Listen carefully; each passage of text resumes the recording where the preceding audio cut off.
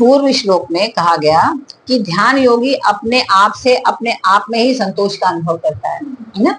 इसके पहले हम लोग यही पढ़ा ना कि जो योगी होता है वो अपने आप से ही अपने आप में आनंद की प्राप्ति करता है, कोई दूसरा आपको आनंद की प्राप्ति नहीं करा सकता।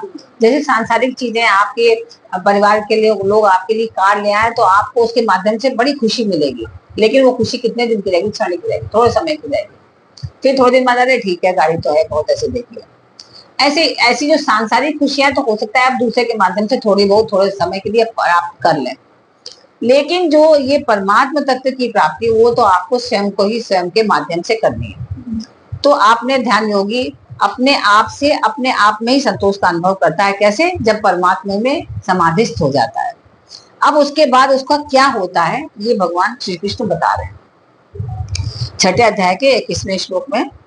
सुखमात्यंतिकं यत्तद्बुद्धिग्राह्यमतीन्द्रियं वेत्ति यत्र न चैवायं स्थितश्चलति तत्त्वतः यत् सुखम आत्यंतिकम अतीन्द्रियम बुद्धिग्राह्यम।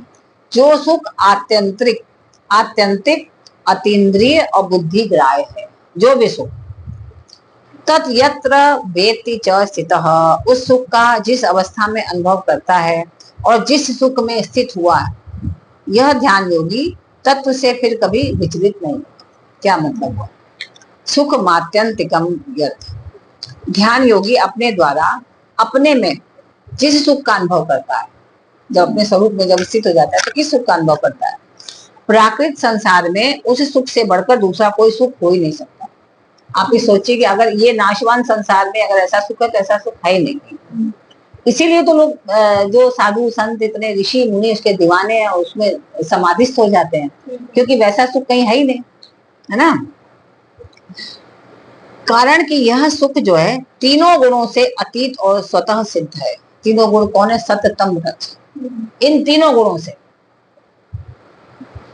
और यह संपूर्ण सुखों की आखिरी हद तक है। मतलब जितना सुख आप सोच सकते हैं वहां तक ये सुख है। इस सुख को यहाँ पे आत्यंतिक कहने का क्या तात्पर्य है? यह सुख सात्विक सुख से विलक्षण है। जो सात्विक सुख हम लोग देखते हैं ना, भगवान की हम आराधना कर रहे हैं और हवन यज्ञ घर में हो रहा है, खूब पूजन पाठ हो रहा है, दान पुण्य कर रहे हैं, सब लोग बहुत मधुर मधुर बात कर रहे हैं और सब लोग आपस में बहुत अच्छा व्यवहार कर रहे हैं अपने बच्चों से के संग, समाज के संग। तो ये क्या हुआ? सात्विक प्रवृत्ति।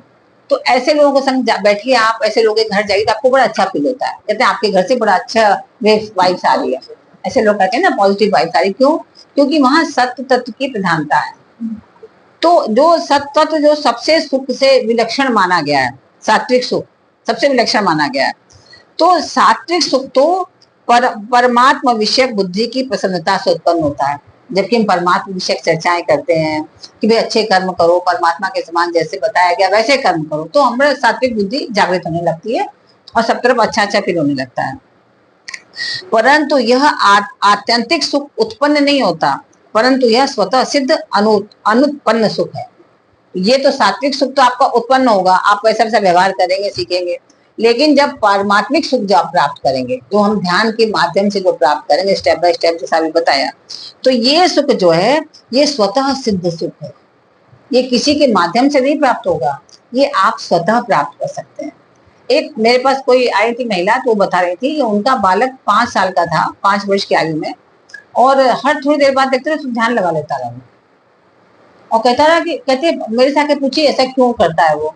और कहती 5 वर्ष का है, इतनी छोटी आयु है उसकी, लेकिन जहां देखते हैं उसको खाली जगह मिलती है ऐसे बैठ जाता है और पूरा बदन उसका इतना अकड़ जाता है कि उसको उठा नहीं पाते। अगर मतलब 2 लोग बैठ के इधर से पकड़ के इधर से पकड़ के हाथ से ऐसे करके बैठ जाए समाधि लगा के, तो ऐसे करके दोनों जने उठाना पड़ता है माता पिता को, उठ नहीं मतलब ले कुछ नहीं करेगा, ऐसे बैठ जाएगा घंटों ऐसे बैठा। तो आप सोचिए वो क्या है? वो कोई बहुत बड़ा तपस्वी है वो, जो उनके घर में उन्होंने जन्म लिया और वो प्रवृत्ति उसकी है वैसी, बार बार समाधि में चला जाता है, बार बार समाधि में कहते 4-4 5-5 घंटा ऐसे बैठा रहता है। तो ये बहुत बड़ी बात है। तो ये जो है स्वतः सिद्ध के बाद होता है, आपको कोई करा नहीं सकता, इसको अपने स्वरूप में आपको स्वतः जाना होगा। इसलिए इसको क्या कहा गया? आत्यंतिक सुख, कि आपको स्वयं इसको प्राप्त करना है। सात्विक सुख ज्ञान के माध्यम से, बुद्धि के माध्यम से, परिवार समाज के माध्यम से आप प्राप्त करेंगे, लेकिन फिर भी नाशवान है वो। लेकिन जो ये आत्यंतिक सुख है ये नाशवान नहीं, एक बार मिल गया आपको तो फिर तो मिलता रहेगा, क्योंकि फिर आप उसको छोड़ेंगे नहीं आप, इसलिए वो प्राप्त होता रहेगा, नाशवान है ही नहीं वो। इसको फिर अतीन्द्रिय क्यों कहा गया? अतीन्द्रिय, इस सुख को इंद्रियों से अतीत बनाने का मतलब, इंद्रियातीत है ये, इंद्रियों से अतीत बनाने का तात्पर्य है कि राजस सुख, जो राज जैसे सात्विक हो गया, दूसरा रासिक सुख, रासिक सुख से भी विलक्षण है ये। मतलब रासिक सुख मतलब क्या हो गया, आपके पास राजाओं के समान हर चीज हो, कोई चीज, हाँ लग्जरी लाइफ, किसी चीज की भी कोई कमी ना हो। तो राजस सुख सांसारिक वस्तु, व्यक्ति, पदार्थ, इन्हीं के माध्यम से तुम्हें मिलेगा, कैसी परिस्थिति में आप पैदा हुए। तो लेकिन इंद्रियों द्वारा भोगा जाता है, ये सब चीजें जितने सुख है सब इंद्रियों के द्वारा भोगे जाते हैं, और वस्तु, व्यक्ति आदि को प्राप्त होना हमारे हाथ की बात नहीं है, तो आपके प्रारब्ध की बात है कि आपको कोई ऐसी व्यक्ति मिल गया, या कोई ऐसी वस्तु मिल गई, या आपने ऐसे किसी परिवार में जन्म ले लिया कि आप राशिक सुख का भोग भोग रहे हैं, जैसे राहुल गांधी भोग रहा है, तो ठीक है, वो आपके हाथ में नहीं है, तो ऐसे आप उसका सुख भोग सकते हैं। लेकिन वो सब किसके अधीन है? सब समय के अधीन है, आपके प्रारब्ध के अधीन है, आपके प्रारब्ध के अनुसार आपको मिल भी सकता है और नहीं भी मिल सकता है। परंतु जो आत्यंतिक सुख में पराधीनता नहीं है, है ना, जो आत्यंतिक सुख है उसमें क्या है, पराधीनता नहीं है, वो आप अपने स्वरूप में स्वयं जा सकते हैं, बस आपकी इच्छा प्रबल होनी चाहिए कि मैं ये करूं, और आपको अपने को नियमित रखने की आवश्यकता है। आप समय कम भी रखें तो चलेगा, लेकिन रोज करें, रोज ध्यान लगाए, रोज बैठे, है ना, रोज ध्यान सचेत होकर के करें, तब फिर तो धीरे धीरे धीरे धीरे आप खुद ही समाधिस्थ हो जाएंगे। तो कारण कि आत्यंतिक सुख इंद्रियों का विषय नहीं है, इंद्रियों की तो बात ही क्या है कि वहां मन की भी पहुंच नहीं होती है, मन भी हमारा नहीं पहुंच सकता।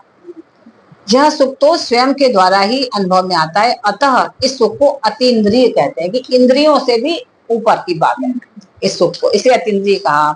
अब बुद्धि ग्राह्यम, तीसरी बात बुद्धि ग्राह्य, क्यों बुद्धि ग्राह्य है ये, इस सुख को बुद्धि ग्राह्य बताने का तात्पर्य है कि यह सुख तमस, जो तामस सुख है, तीसरी प्रवृत्ति तम प्रवृत्ति, इस सुख से भी विलक्षण है, क्योंकि तम सुख वाले क्या करते हैं, तम सुख वाले निद्रा में, आलस्य में, प्रमाद से, इस सब में पड़े रहते हैं, और उनको उसी में आनंद आता है।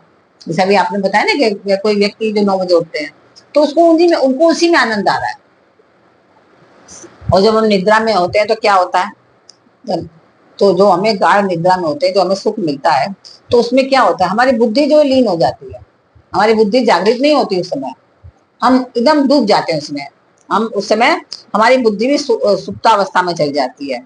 और आलस्य और प्रमाद में भी जो सुख होता है उसमें भी बुद्धि हमारी ठीक ठीक जागृत नहीं होती है, क्योंकि जब हम आलस में रहेंगे तो समझ में नहीं आ रहा, हम जो मर्जी आ रहा है सामने कर रहे हैं, नहीं कर रहे हैं, आधा छोड़ दे रहे हैं, आधा कर रहे हैं। आप देखिए जो आलसी व्यक्ति होते हैं सही ढंग से कभी काम नहीं करते, है ना, तो क्या होता है कि जब ठीक ठीक काम नहीं करते तो उनकी विवेक शक्ति उस समय लुप्त हो जाती है। जब आलस्य में और प्रमाद में रहते हैं तब उनकी विवेक शक्ति जो होती है वो लुप्त हो जाती है, और जब ज्यादा सोते हैं, ज्यादा निद्रा में रहते हैं, तब उनकी बुद्धि लुप्त हो जाती है, क्योंकि बुद्धि भी सो जाती है उनकी, है ना।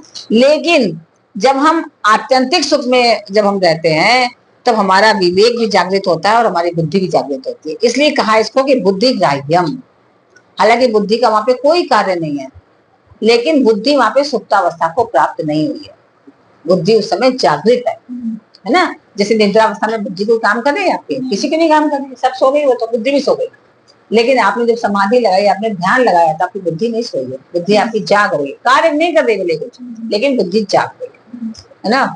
इसलिए आत्यंतिक सुख को बुद्धि पकड़ नहीं सकती, क्योंकि प्रकृति का कार्य बुद्धि प्रकृति से अतीत स्वरूप भूत सुख को पकड़ ही कैसे सकते हैं। ठीक है, अब यहाँ सुख को आत्यंतिक, अतीन्द्रिय और बुद्धि ग्राह्य बताने का तात्पर्य है कि यह सुख सात्विक, राजसिक और तामसिक तीनों प्रवृत्तियों से विलक्षण है, उनके तीनों उसकी बराबरी, तीनों सुख उसकी बराबरी नहीं कर सकते। ये सुख जो है इतना मतलब बड़ा सुख है।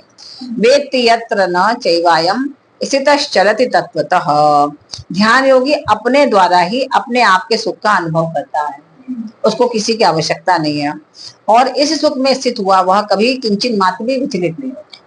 अगर एक बार एक झलक मिलने की बात है, एक झलक बस आपको एक बार अनुभव हो जाए ना, फिर तो उस अनुभव को छोड़ना नहीं चाहता, बार बार चित्त रहता उसी में लग जाता है, बार बार उसी में करता है, फिर जो है ध्यान उसका भटकता नहीं है। स्वरूप का अनुभव होने पर ध्यान योगी उस अविनाशी अखंड सुख की अनुभूति हो जाती है जो आत्यंतिक अर्थात सात्विक सुख से विलक्षण, अतीन्द्रिय अर्थात राजस सुख से विलक्षण और बुद्धिग्राह्य अर्थात तामस सुख से भी विलक्षण होती है। वो सबसे अद्वितीय है जो वो सुख जो मिलता है। अविनाशी सुख को बुद्धिग्राह्य कहने का तात्पर्य है कि वह बुद्धि की पकड़ में आने वाला है, इसलिए उसको ऐसा कहा। जैसे दर्पण में सूर्य नहीं आता, प्रत्युत सूर्य का बिंब आता है ना, सूर्य तो नहीं आता ना। ऐसे ही बुद्धि में वह अविनाशी सुख नहीं आता है। जो अविनाशी सुख है वो हमारी बुद्धि में आता नहीं है, लेकिन बुद्धि में उसका बिंब आ जाता है कि जब हम चैतन्य होते हैं तो वो सुख हमें याद रहता है ना। जैसे हमने सूर्य को शीशे में देखा, देखो अभी सूर्य तो ऐसा तेजवान है, ऐसा तपस्वी है, तो ऐसे ही वो बुद्धि हमारी जागृत है, सोई नहीं है उस समय, और बुद्धि उसको देख नहीं पा रही है लेकिन उसका बिंब दिख रहा है उसको, उस सुख का आनंद। तो जब जागृत होकर समाधि से हम उठे तो भी हमें वो सुख हमेशा याद रहेगा और इसीलिए फिर बारंबार हमें उसको करने का मन करेगा। तो स्वयं का अखंड सुख सात्विक राजस और तामस सुख से भी अत्यंत विलक्षण अर्थात गुणातीत है। ये सुख जो है गुणातीत है, ये इसका सुख का वर्णन नहीं कर सकते कितना सुख की आपको इससे प्राप्ति हो रही है। और बुद्धिग्राह्य कहने पर भी वास्तव में वह बुद्धि से सर्वदा अतीत है, बुद्धि की पकड़ में नहीं है।